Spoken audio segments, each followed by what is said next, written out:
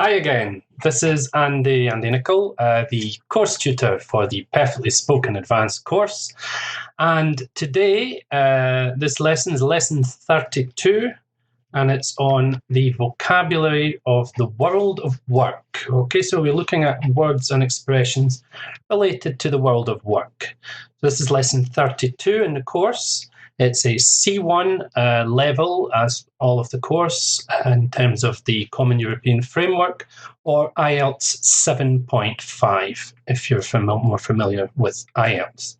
So what are we going to be looking at? So in lesson 32, we'll be looking at collocations related to work, adjectives which are related to work, and then other work-related language. So first of all, let's have a look at collocations. Remember, collocations are words which combine together habitually. Okay, remember in English, as with most languages, certain words go together and other combinations are not possible. So here we go. We're going to look at a little text now. So here are the words which are missing from the text. We've got skill. You can repeat the recording as many times as you want to listen to the pronunciation. Of course, that's skill. It's one syllable. Temporary. Temporary is 4 syllables. Stress on the first syllable. Temporary. Then redundant, 3 syllables, stress on the first syllable. We've got the preposition for. Financial, 3 syllables, stress on the second. Financial. Career, qualifications,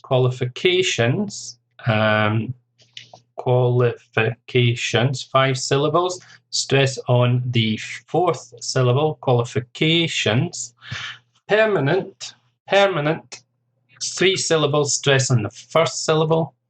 Then job, just 1 syllable, and position, stress on the second syllable. Okay, so here's the text. So I decided on a something change after being made blank from my job in the blank sector. At first, I found being unemployed again quite daunting. Daunting means that it's something that you see as being really difficult and you don't think that you can do it, okay? Or something that you find a bit overwhelming, okay? And something hunting can be really stressful. Then my luck changed. I got an interview with a big multinational. I had applied the blank back in September, and at interview they were very impressed with my academic blank and my blank set. If everything goes well, they might keep me on. That means they might give me, allow me to stay working for them and for their company, keep me on. Initially with a something contract, but with a view to giving me a blank contract in the near future.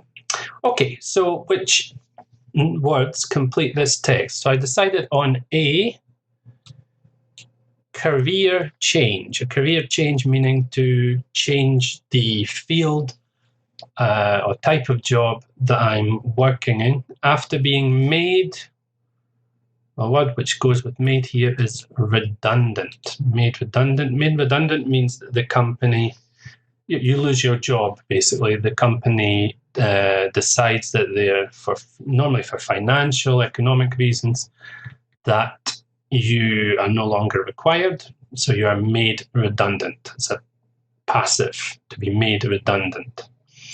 From my job in the something sector, well, only one of these words combines with sector, and that's financial.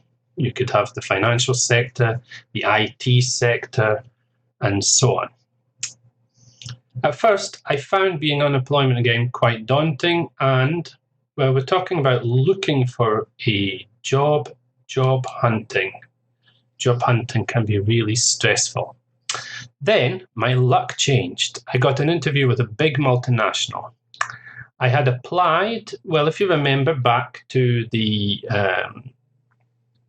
dependent prepositions, you apply for something, and I applied for the, well, you could use job again here, but also position. We've already used job for job hunting. The position back in September. And at the interview, they were very impressed with my academic qualifications and my skill set.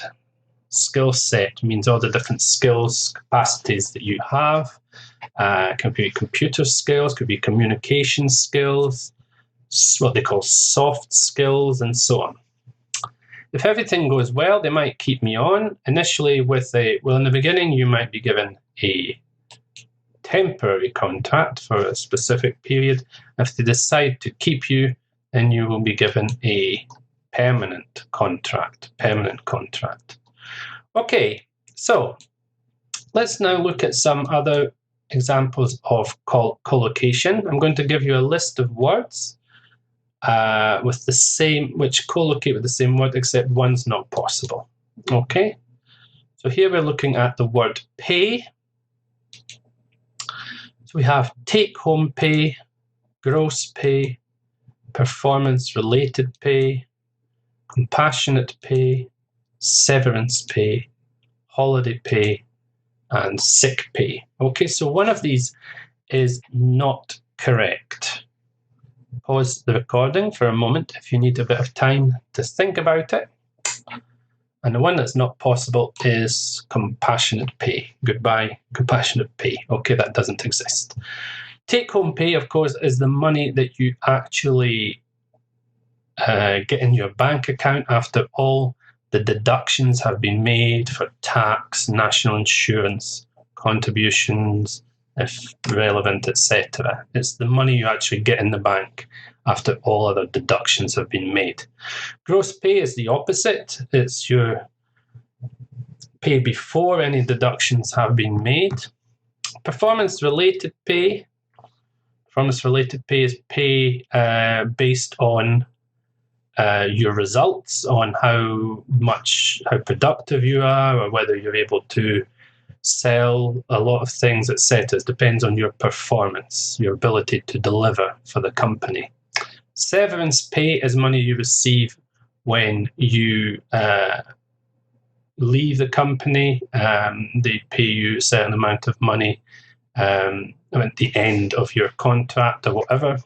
Holiday pay, obviously money you receive when you're on holiday. Some people are entitled to holiday pay, others are not. And sick pay when you're off work because you're not well, because you're sick.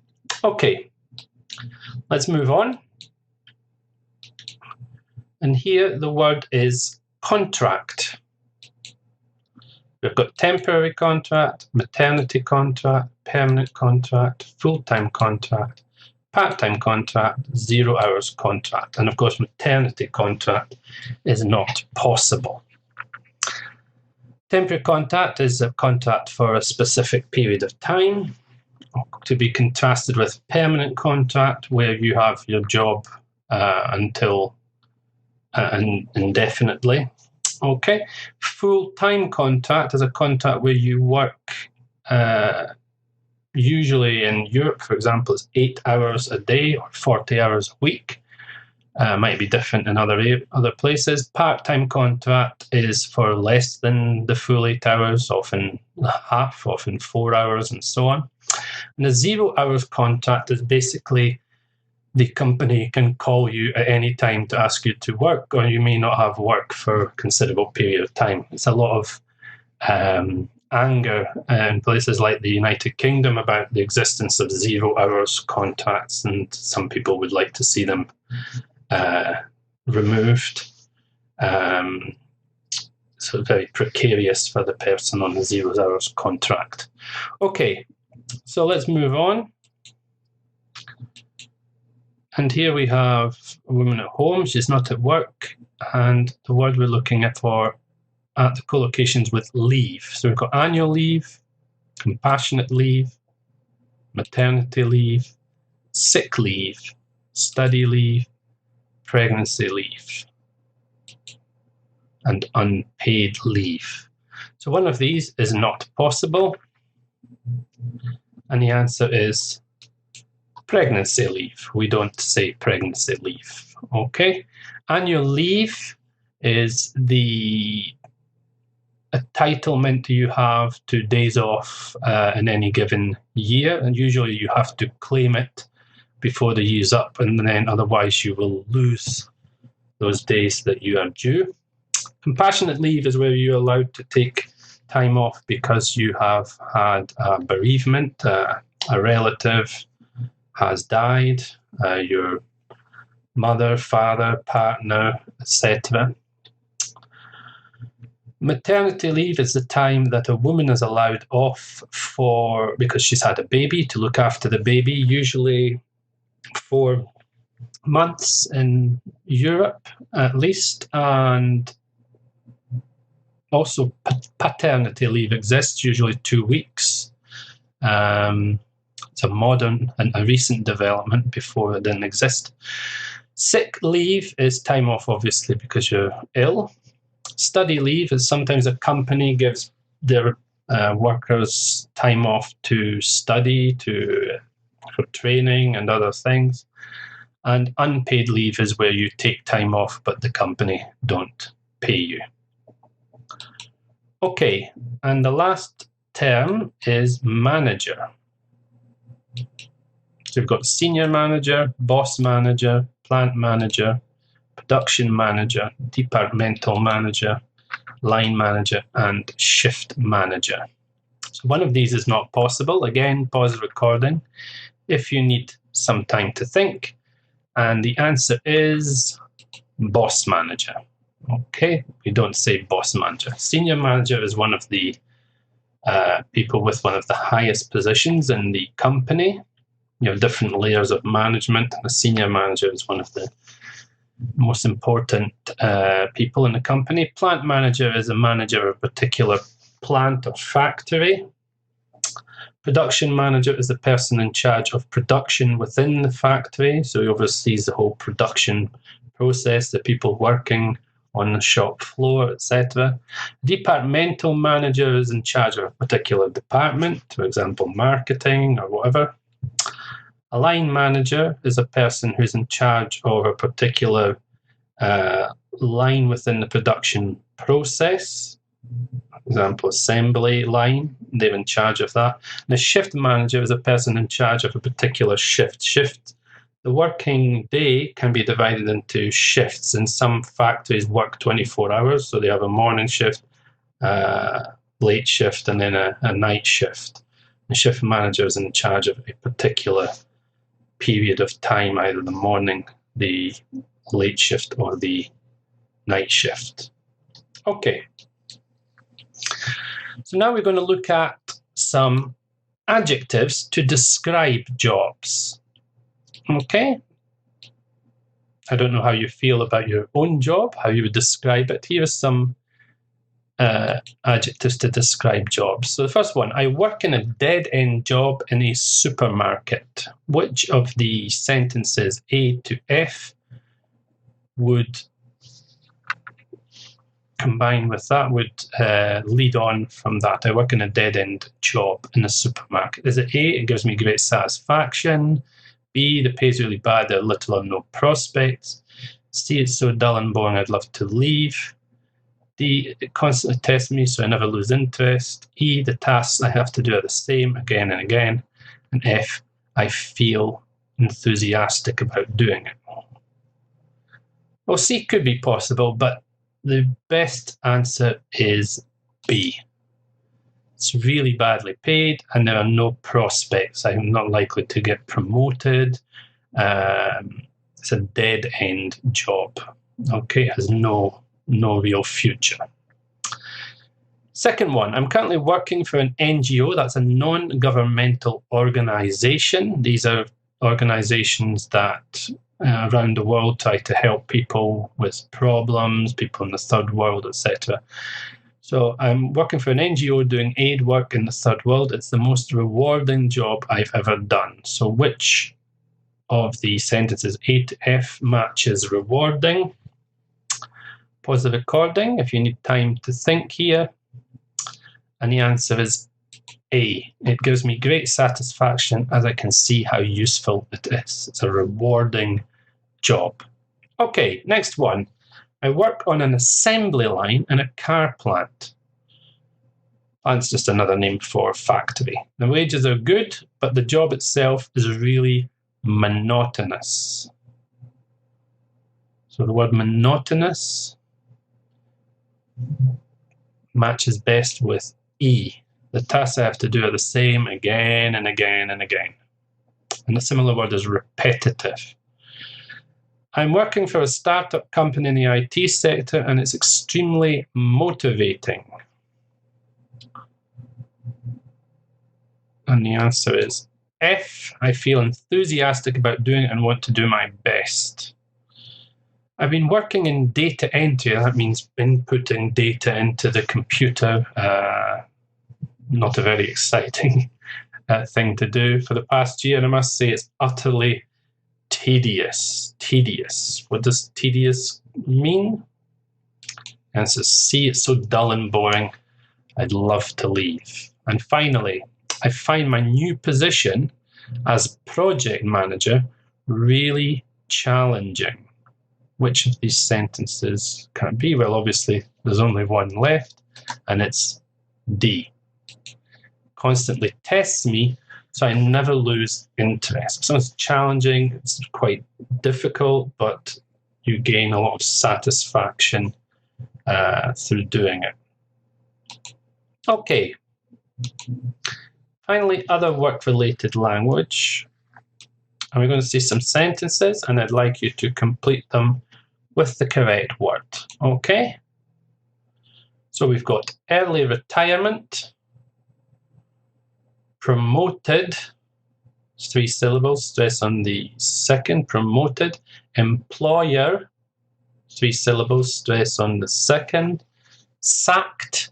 Notice the ED ending here is pronounced like a T sound. Remember the 3 different pronunciations of ED ending. In this case, it's a K sound is followed by a T sound, so sacked. Off sick, perks, freelance. Sorry, that should be freelance, not freelance. Beg your pardon. Laid off, flexi time, paternity leave, quit, and maternity leave. Okay, so here are the sentences. In Spain, women are entitled to 4 months paid to look after their newborn babies. Which expression completes this? Pause the recording if you need to think. And of course, it's maternity leave. Maternity leave is what women are given time to look after the new babies, time off work. And men are also entitled to 2 weeks. Well, for men, it's paternity leave. Okay, number 2. Some 1,200 workers or 1,200 workers have been at the steel plant due to significant losses. So they have lost their jobs. They have been laid off. Laid off is similar to made redundant. Again, it's because of financial reasons, not because they've done anything wrong or whatever. Okay, number 3. My dad's thinking of taking something. He's only in his mid-50s, but the company have offered him a good deal. So he's decided to stop working because he's going to get a package from the company, including a good pension, etc. The answer is early retirement. Early retirement. Usually people in Europe retire now. I think it's 67. It used to be 65 for a man, 60 for a woman. They keep moving it up. Now I think it's 67 for both. Number 4.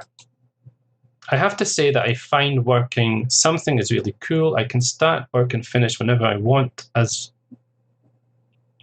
long as I make up the hours by the end of the week. As long as I make up the hours by the end of the week. Sorry for the little typo there.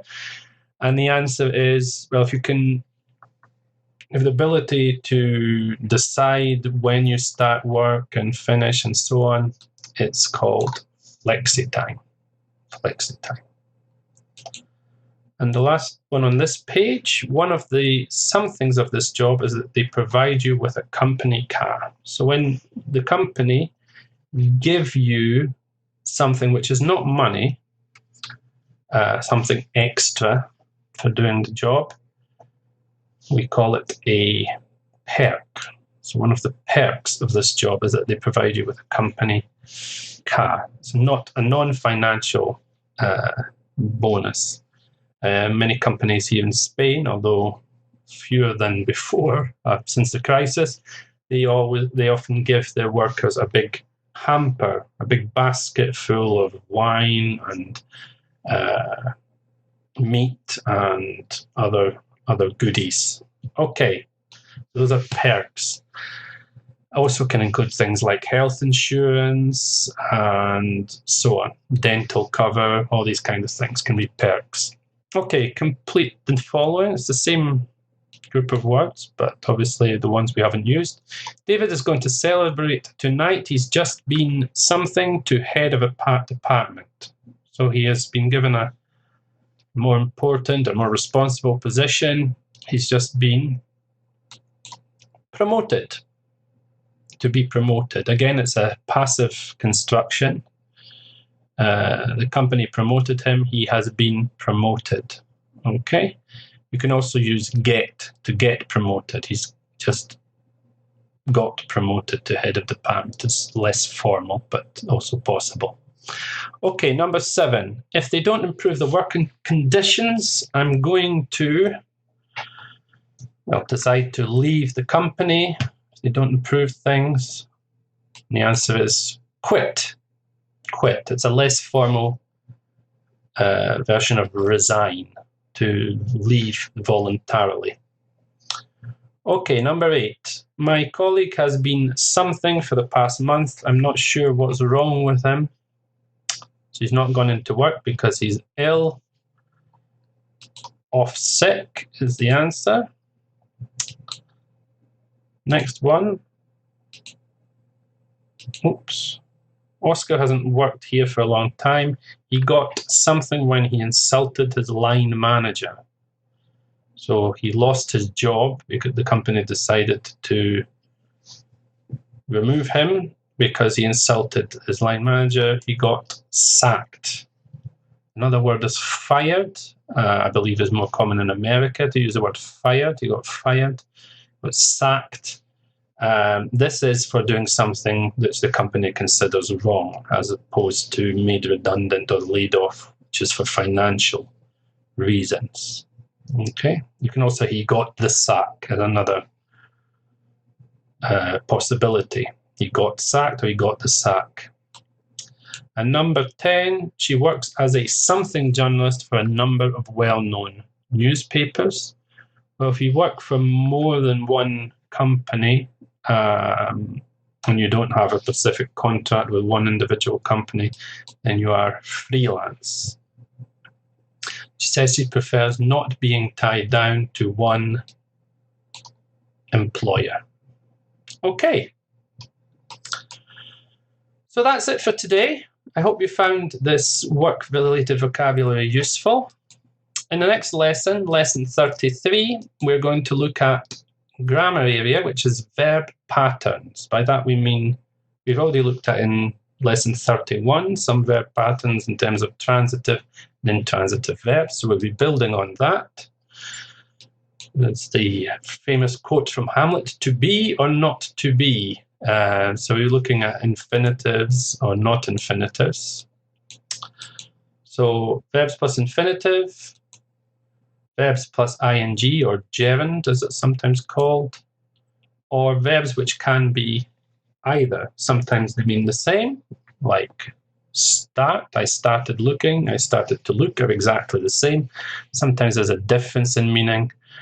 For example, with remember to buy some flowers for your grandmother, it's her birthday on Saturday, is about the future, meaning don't forget. And I remember putting my keys on the table this morning is remembering something in the past. It's a memory of a past event. Okay, but we'll be looking at this in more detail. Okay, so thanks for listening again. Thanks for tuning in to this lesson. I hope you've enjoyed it, and I look forward to hearing from you or seeing you or you tuning in next time. Take care and bye-bye for now.